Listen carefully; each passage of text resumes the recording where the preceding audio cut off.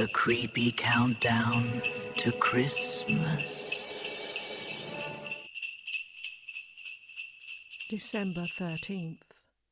The Despairing Ghost.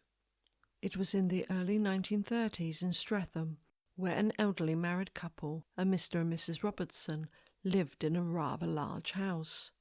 The house was getting too big for them to maintain, but Mr. Robertson really loved being in the room he called his den and spent many happy hours in there, attending to his hobbies or just reading the newspaper in solitude.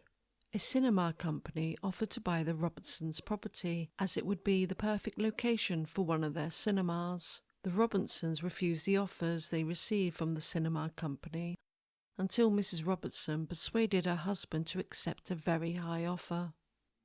It was around Christmas 1933, and the cinema had been built, so they had a fireman come round and inspect the premises after the last show. It had gone a little past midnight when the fireman entered the tea lounge, when he saw a figure approaching him. Thinking it was a burglar, the fireman turned on his torch. The torchlight showed the figure to be that of an elderly man with a wizened face and a short beard, and he was dressed in an oversized long white nightshirt.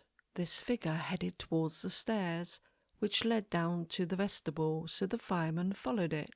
As he did this, the heavy closed doors leading to the stalls suddenly swung wide open. The fireman witnessed the figure float across the orchestra pitch, and then it landed behind the footlights in front of the curtain.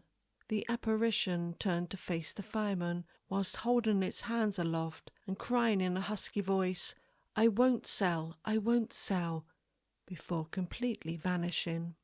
Word got around about this ghostly spectre, and one of the adult nephews of the Robertsons said he believed this ghost was that of his uncle.